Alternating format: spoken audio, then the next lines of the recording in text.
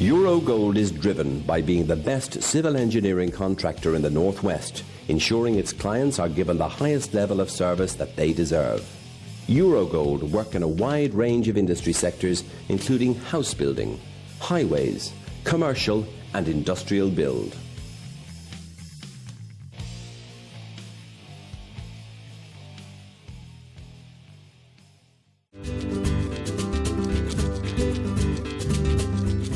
La Vita is an award-winning, independently run Italian restaurant. Located on Rose Lane in the heart of Liverpool, real Italian-style dishes, using the best ingredients, skillfully prepared by our chefs. Come and try our serious Italian experience.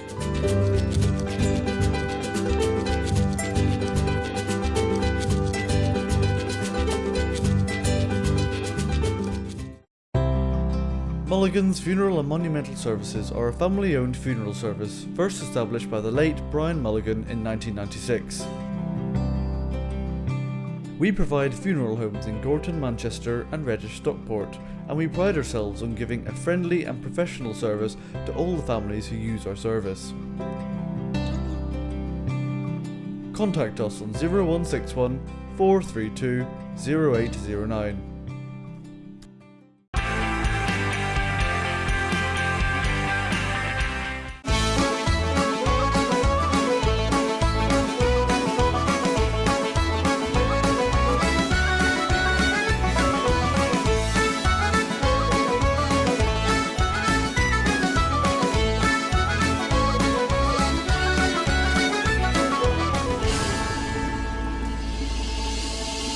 Hello to you all and welcome to the show, and we hope that you're all enjoying the Christmas holidays. Last week we showed you some of the highlights from our shows during the year, and this week we're going to continue on and show you some more. Nigel Flanagan is a paramedic with the London Ambulance Service, and 10 years ago Nigel decided to provide toys for sick children who were in hospital at Christmas time. I've been with the London Ambulance Service now for 17 years. I'm currently based at Croydon Ambulance Station, where I work on both the rapid response cars, the ambulances, and I also mentor new staff who have joined the ambulance service. I've been married for 5 years to my amazing wife Carly. I have 2 children, Alana who's 3.5 and Arlo who's 1.5. I was brought up in a massive Irish community. We first lived in Clapham, and I felt like I knew everybody that came from Ireland in Clapham, either in the pubs or in the streets. My family used to talk to them a lot. We travelled to Ireland every summer to meet family and friends, and we still have a home in Ballantyne, County Mayo. My mum is from Tuam, County Galway, and my dad is from Ballantyne, County Mayo. 10 years ago we picked up a young boy who had a sore arm, and he was in the ambulance crying away, and I said to him, "Why are you crying?" And he said, "Oh, he won't find me." And I said, "Who won't find you?" And he said, "Santa." And I said, "What do you mean Santa won't find you?" He said, "I'm going to hospital, my presents won't find me." So at the hospital I said goodbye to him and his family. I sat in the ambulance and I thought long and hard on what he said, that Santa wouldn't find him. And then I thought of all those children in the hospitals and hospices that won't get presents and won't get a Christmas at their home. So I thought next year I'm going to try to change that and bring a little bit of spirit to the hospitals. So I kind of start this in the first week of October, where I send out emails to all the staff at the London Ambulance Service, just hoping I can get one member of staff from each station across London, and then they can be my elf. They will then have a box or a collection box where they'll collect presents for me. In the first 2 years of doing this, we did 2 hospitals, which was King's College Hospital and St Thomas's Hospital in central London. The response from the nurses, the staff and the parents of the children was amazing. So I thought, let's widen this out a tiny bit. And then by year 9, we delivered to over 50 destinations, including hospitals, hospices and children's refuges. The pandemic had a massive impact, so I kind of thought I couldn't do Operation Children's Christmas Present, so I thought it might be a good idea to do Operation Food Bank. So I put this idea forward to my colleagues, and they jumped at the idea. They thought it was an amazing idea. Every station, Pan London, had a box that had filled with food, and then a week leading up to Christmas, that box would then go to the local food bank to that station. This year we delivered to 44 food banks across London, which was amazing. The fact that we've hopefully helped so many families who are in need this year. I got 2 letters through the post with the Queen's stamp on them, and I was shocked. I didn't know what they were. And then we opened them, we found out that myself and my wife were invited to the Queen's garden party. I soon found out that one of my bosses at the London Ambulance Service had put me forward for my dedication of doing Operation Children's Christmas Present. The timing was perfect. It was 2 days before our wedding, and it was just lovely just to switch off before our wedding and just be spoilt at of all places, Buckingham Palace. That's great work you're doing, Nigel, remembering all those children who are in hospital at Christmas time. Now, during the COVID-19 lockdown, the Birmingham Irish Association, along with all the GA clubs in the Midlands, provided great care and attention for our Irish community in Birmingham.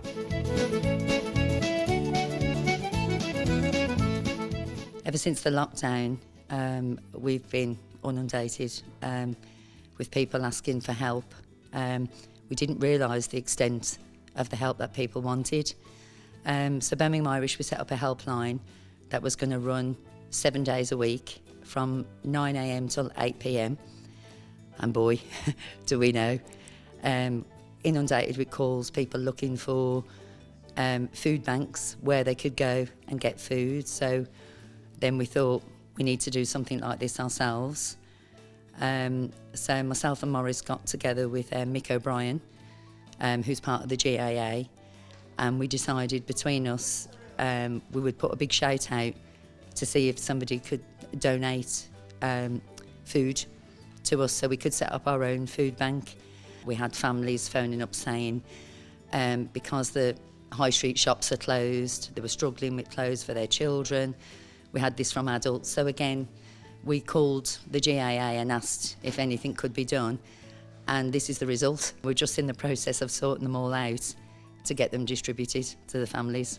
And of course now you've progressed on to doing hot meals and delivery as well. Yes, that's been quite a demanding service. Originally we'd set it up to give hot meals to our dementia clients and their families, but word obviously got out and we've been inundated again on the helpline, not just for our Irish clients but the wider community.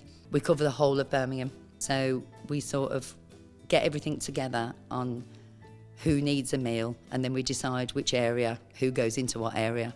We cook about 40 meals a day, and we have a minibus who takes and delivers the food out. Everything is cooked fresh in the morning, and we have different dietaries for different people. So I try and do everything, to meet everybody's needs, really. So I'm glad to be doing this job. I think it's a wonderful thing to do for, in the community, for everybody. My mum's from Cavan. They live in Virginia. I was brought up in Virginia. She has 9 brothers and sisters. So I have got a connection to the Irish community. It's a lifeline for them. They wouldn't have hot meals otherwise, or maybe they don't feel up to it, or they wouldn't have the ingredients to make the meal. They're not going out. They're quite isolated. So they really are absolutely delighted, and that we've made the effort to drive across the city to deliver them. I mean, I've had all sorts of problems. Immobile for the last couple of weeks with a sciatic thing, trapped nerves, just got better, so I couldn't get out. So I was depending on them basically for the food drops. Not just hot food, there's all sorts of food. Amazing service. The thing about it is, none of the media here has covered what they're doing. It's only you. This news, and the public doesn't know about this. The media here hasn't covered anything like this. Last year, Maurice was only one of 7 people to be selected by Michael D. Higgins as Council of State in the Irish government.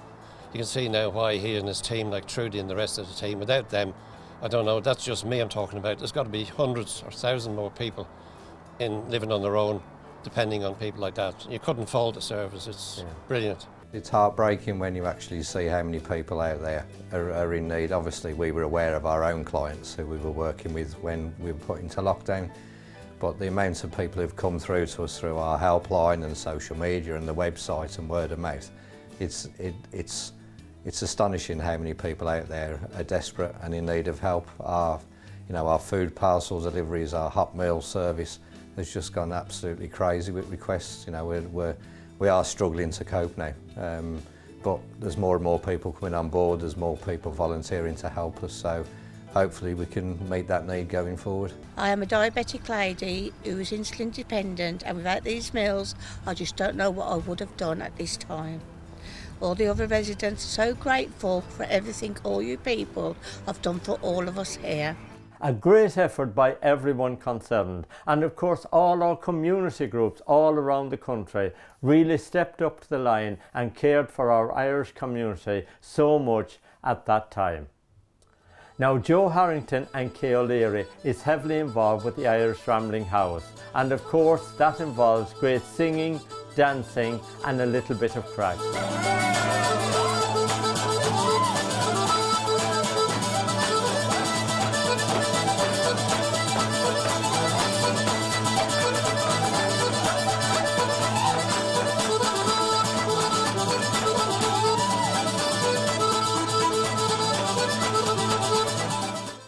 When I was just a young lad, maybe 3 or 4, I longed to wear the blue and sash and go hurling with Clonmore. But great hurlers they are born, not made, and I think I left it late. You see, I didn't get a hurley till I was 28. Still off I went to training to practice all the drills. I was handy at the running, but useless at the skills. A game of backs and forwards would very soon begin, but I was sent behind the goal to poke the balls back in.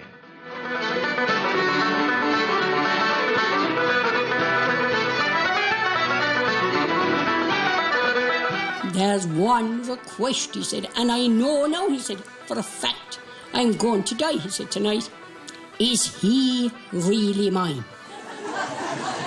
Pointing to the tin fella. Oh, then, you can rest easy, says she. He's yours, all right. And with that, he went up to the other side. And if he did, she told us to her sister she was outside the bed as well. Thanks be to Christ, she said, he didn't dash me about the tree.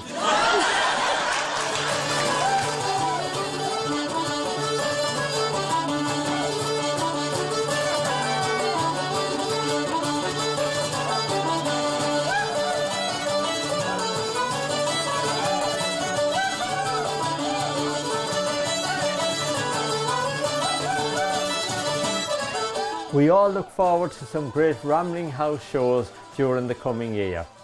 Now we're going to take a little break and we'll be back with you in a few minutes.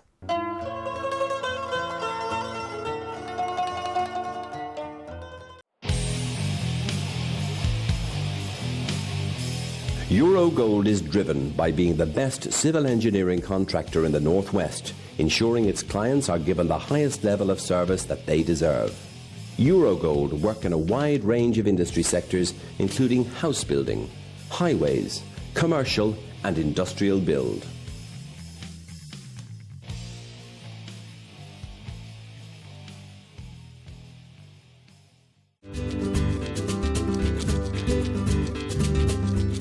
La Vita is an award-winning, independently run Italian restaurant. Located on Rose Lane in the heart of Liverpool, real Italian-style dishes, using the best ingredients, skillfully prepared by our chefs. Come and try our serious Italian experience.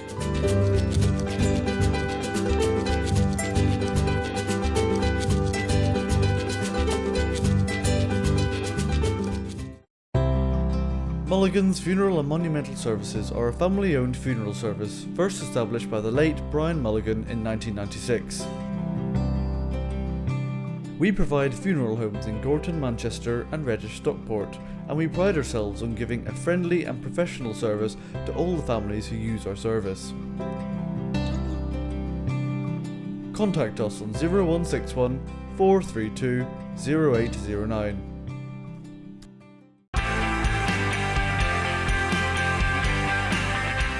Welcome back.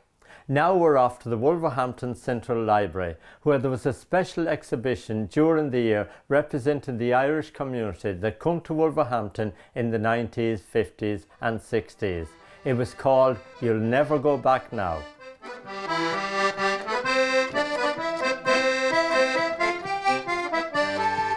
Other cities, Coventry and Birmingham, had major exhibitions and funding for projects given the history of the Irish in their respective cities. Wolverhampton's never had anything documenting the Irish arriving in the city, which is a shame. So I thought we could do something about it. And with limited funding, I came up with the idea of asking the people. We only picked about 24 people from the Senior Citizens Club, and we asked them if they'd mind digging out their old black and white photographs when they came to Wolverhampton in the 50s or 60s. And eventually done that. And we then asked them for a bit of history of when they came, what work they'd done, what part of Ireland they're from, and then we coupled it with a current day photograph of them as they are now. We had an official opening just before the lockdown. We had the local MP, Pat McFadden, doing the official opening, parents from Donegal, and we'd soda bread and a whole lot, so we managed to get a week the exhibition running before the lockdown. Now I know you've been heavily involved in all this, but how did you come up with the name for the exhibition? Well, I remember, I'm old enough to remember now that when we'd meet up years ago in the 50s and 60s, the people had settled down, whatever city they were in this country, and they settled down, marry, and then at a club or anything, they say, "Geez, Brendan, you never go back now." And basically, as you probably know, it's the stern of a ship leaving Ireland in the 50s with a young man and woman waving goodbye to Ireland. And then we just superimposed the title over that. Of course, it's a very sad looking photograph. Many people experienced that back in the day. It had to be, they said, why is it grey all over except for the tricolour? And I said, because grey represents a sombre occasion, leaving Ireland. It was a very sad occasion, and grey represents that sadness. But the colour, of course, showed that it was still Ireland they were leaving. This fella turned up, Brendan turned up and said, we need a space, and he's referred to me by Carol, my colleague at the art gallery. And as soon as he said it's an Irish event, I said, yeah, let's do it. My dad's from Dublin, yeah, let's do it. And he was very pleased with me, so it's gone from that, really. Unfortunately, last year we got the event going on St Patrick's Day, but we went into lockdown the week after. So we got all this lovely exhibition ready, we had a great day, and then we went into lockdown, so it's been standing here for over a year. I actually came to Wolverhampton in 1956. It was a friend of the family, a priest that was here in Wolverhampton, and encouraged me to come to Wolverhampton. I came to New Cross Hospital in Wolverhampton. There was a lot of Irish nurses there, and we all supported each other. We all cried together because we were homesick. I had a wonderful career, wonderful training, enjoyed every minute of it. In my day of nursing, there was no machines. You had to be able to recognise when a patient wasn't well. Everything was done manually, temperatures, pulses, the whole lot, whereas today it's much different. I mean, the nurses today, they do fantastic work, as we did in our day. But I retired in 1999, and I've never looked back. Oh, it's just lovely for the likes of what Brendan is doing, because there's never been any recognition of anything of what we did. And it's just nice now to think that the generations come along can go and look and see how it all started. Well done to Brendan Farrell for organising that exhibition. Now we're off to meet Danny O'Sullivan, who received the freedom of the City of London. And what a great celebration that was. Not so very long ago, he was Kerryman of the Year, and celebrated with his friends who came from far and near. Now the freedom of the City of London he's received, a title he deserves for all his work down through the years. Now, Danny, many congratulations on receiving this wonderful award, the Freedom of the City of London. It's a wonderful honour, and I'm delighted to receive it. It's just fantastic for me and for my lovely wife and family and all my friends on both sides of the Irish Sea they're here, they came from all over. This relation of mine come from New York for it. So it's a big day for me and a big day for my family. And I'm a very proud Irishman here this afternoon. Well, we could tell you're a very proud Irishman, because when we went on the bridge today, the amount of Kerry jerseys that was up there and Irish people in general supporting you, and the atmosphere was absolutely electric. Well, I have great supporters, great people behind me. You know, I'm in business with the last over 40 years, and with a lot of people working, and I'm well respected in this industry. And I got the Kerry Person of the Year in London, and I got it in Ireland going back the years. And you know, this has been wonderful to get this freedom of the city of London. It's marvellous for me and for my family. Probably is, you know, I done a lot. We have about 2,000 people working at the moment. We have a lot of great company. We helped a lot of people. Those people, you know, a lot of people that got fortunate that they might have died and they might have no one there for them. And I'd be always there for the families and see after people. And I find if you does a good deed, to come back to the double again. So he was always very good character, like good life and soul of a party, good fun. He's a great singer. He enjoys the sing-song, and very sociable person. He likes, you know, he's a real people person and has lots of friends. We returned home in 1991. Dad thought it was a good idea to send the five of us home with my mother. He was supposed to move home 6 months later, but 31 or 32 years later, he's still in London. Massive occasion for the family, for my dad, my mom, for my dad to get the freedom of the city. It's a massive award.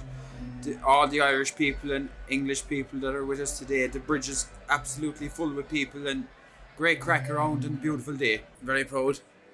My father's a great man and my mother is just a better. A great occasion, like, you know, and again, the people of the Denny Southern Group, we wouldn't be where we are without them people. They're the backbone of our business. I guess a huge shock when Dan was struck down with his illness in 2017, and I suppose he was very fortunate in the sense that it happened to him here in London, and not, you know, in a remote hill where he keeps his sheep in South Kerry. But the care he got, and we know truly only for it, they saved his life. Mister fell out on the foam, and he prayed for the day that the robins come home. I will be back when the robins come home. I'll have enough money and I'll make you my own. Don't be so lonely just now when I'm gone. But I will be back when the robins comes home. Yes, I will be back when the robins come home. God bless everyone. Congratulations, Danny. It's great to see you in good health, and keep singing those songs. Now, the Gathering Walk in Warrington was a great occasion. They had a fundraising walk from the Warrington Irish Club to Manchester, and then from Manchester to the Huddersfield Irish Centre, which was led by Chris and Tina Whitehead, James and Audrey Keenan and John Lamb.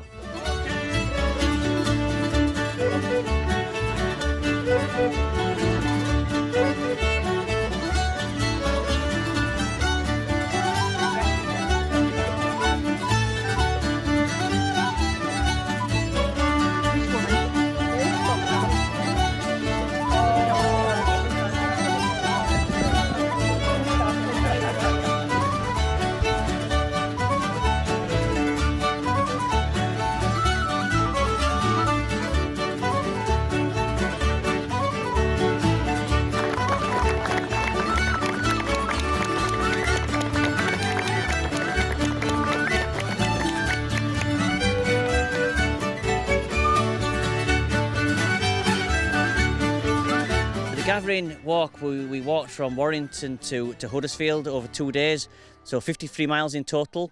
So the first day Warrington to Manchester, 24 miles, and then yesterday Manchester Huddersfield, 29, and everyone did really well. There was 3 of us in total that completed the walk in total, and then people, you know, doing different legs underway. But it was hard working in the heat. But we had great support, you know, with people helping us with food and water along the way, which was fantastic. And then we got a great welcome. Then we got back to the Irish Centre in Huddersfield. It was red hot, Martin. All the walkers were unbelievable what they done, but we had plenty of water stops for them. So fair play to what they done. And you made it to Manchester safe and sound? We did. We made it to the Fiddler's Green safe and sound. We did. We just plodded on, and with the help of everybody cheering us on, and it was a brilliant day. There was a lot of tired legs, I'll bet, when you got to Huddersfield. Oh, a lot of tired legs, blisters, sores, you name it, but we got there. We really did. We enjoyed it. We got there, and we got up this morning, we're all fresh again. It was, the weather was so hot, so it was, but thanks to Chris and Tina, every mile or so there was buckets of ice and water waiting for us and people cheering us on. It was just nice, yeah. So it's bringing us all together. It's just what the GAA and the Irish family is all about. Well, it is, and you're raising a few bob as well for 4 great charities along the way. That's right. So we've got Stamp Out Suicide, Papyrus, which is prevention of young person suicide, and then we've got Alder Hay Children's Hospital, and then we have prostate cancer as well. 4 charities.